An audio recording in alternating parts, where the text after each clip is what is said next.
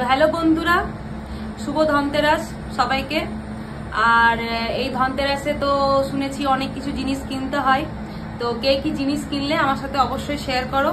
And আমার বড় আমাকে কিছু কিনে দিয়েছে, তো সেটাই তোমাদের সাথে শেয়ার করার জন্য আজকে এই ভিডিওটা অন করলাম। তো আমি অনেক ভাগ্য করে আমার একটা বর পেয়েছি। তো আমি 16টা নয় 32টা নয়, আমি 160টা সোমবার করে আমি আমার বর পেয়েছি। তো এত ভাগ্য, এত বাড়ি থেকে যে দূরে আছি সেই অভাবটা কিন্তু কোনোদিন আমার বর আমাকে বুঝতে দেয়নি।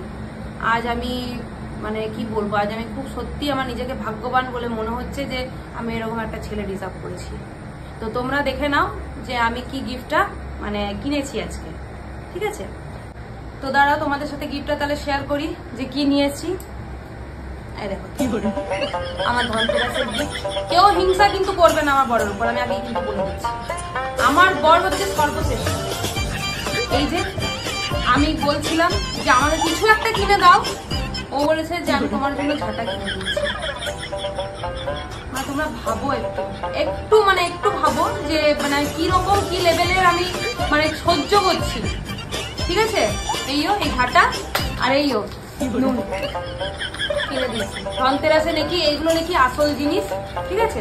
এগুলো নাকি আসল, এটাতেই নাকি মা লক্ষ্মী আসেন বাড়িতে। তো দেখি কি আছে, পরে আবার দেখা হবে তোমাদের সাথে। এখন